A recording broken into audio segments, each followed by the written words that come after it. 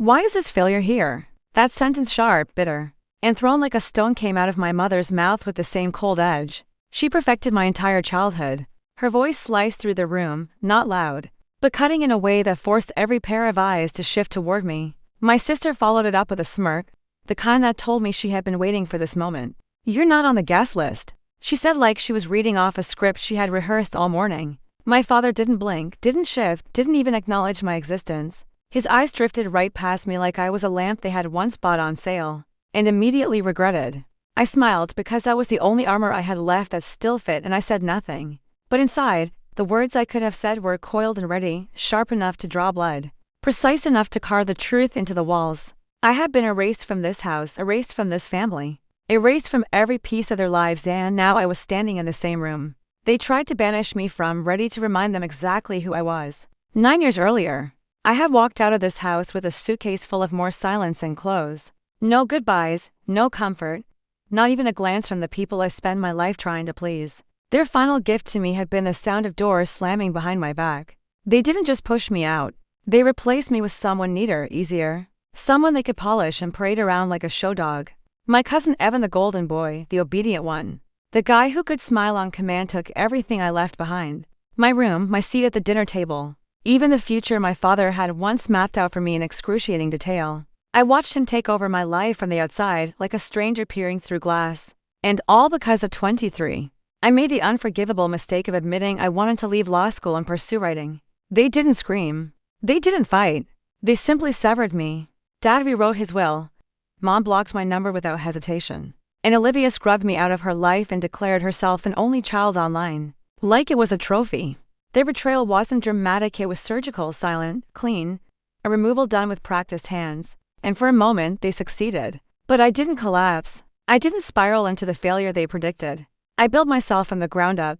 9 years of clawing my way back into a life that was mine alone. I vanished first, changed my name legally, worked under a dozen aliases, wrote speeches for CEOs who couldn't form a sentence when the spotlight hit.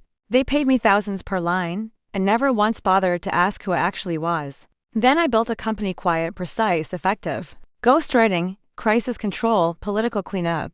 I became the person powerful men called when they needed their messes wrapped up in a pretty bow. They called me the pen, the one who made disasters disappear, or made them explode when it served a strategy. I learned how reputation worked, how to build it up and how to shatter it with just a handful of words. I never spoke about my family, but I never forgot them. And 2 years ago, I found the crack in the golden boy's perfect image. Evan, the heir, the favorite, the one they had replaced me with, had hands dirtier than anyone suspected. Insider trading, tax evasion, shady crypto laundering through fake charities, sloppy work, dangerous work. He had enemies, but none as patient as me.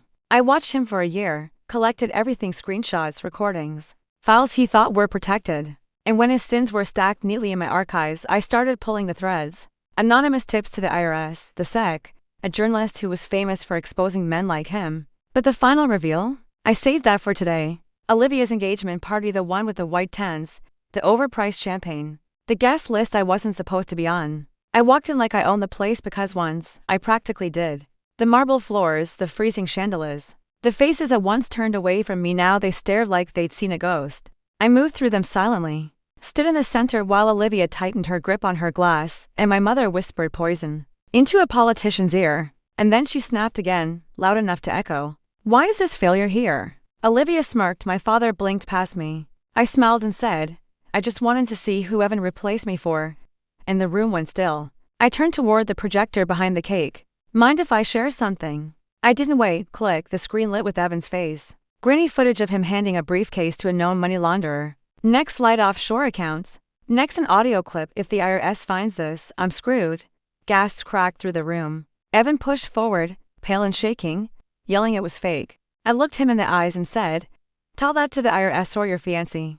She was already stepping away from him. I faced my parents. "You erased me, replaced me, and I waited not to prove I mattered, but to let time rot the lie you built." And that was the moment everything they buried finally surfaced. And now here we are. The words hung in the air long after I stopped speaking, drifting through the shocked silence like dust catching light. My father's face drained of color until he looked like a ghost sitting in a room he no longer recognized. For once, my mother's mouth didn't move. No cutting remarks, no biting corrections, No practice lie slipping out with ease. She just stared as if someone had suddenly switched her world with a cheap imitation. Olivia stood frozen, her phone vibrating nonstop with incoming messages as the story spread faster than she could blink. The perfect engagement party, the one she had bragged about for weeks, was now unraveling in real time, and there was nothing she could do to stop it. Evan tried to rush at me, shouting things he couldn't even form into sentences. But security stopped him before he got anywhere close. Someone clearly smarter than the family had anticipated that today might get messy, and arranged protection for me. Good call. An hour later, I was standing outside while Evan was led away in handcuffs by 2 federal agents, his fiancée watching from a safe distance with tears she wasn't crying for him. My mother was on the steps, sobbing into her pearls like they were the only stability she had left. My father sat hunched on the porch, staring at the ground as if everything he believed had been pulled out from under him. And Olivia, usually so loud, so eager to comment on anything and everything, didn't say a single word.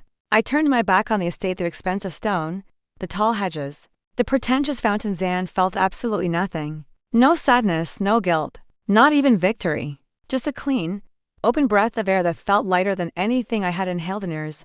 Justice doesn't always arrive with noise or applause. Sometimes it walks in quietly, does its work with precision, and leaves nothing but truth behind. 9 years ago, they erased me without hesitation. Today, I reminded them of the one thing they never planned for, that I was patient. And patience is far more powerful than rage. They spent almost a decade telling a story where I was a failure, the disappointment, the shame they pretended never existed.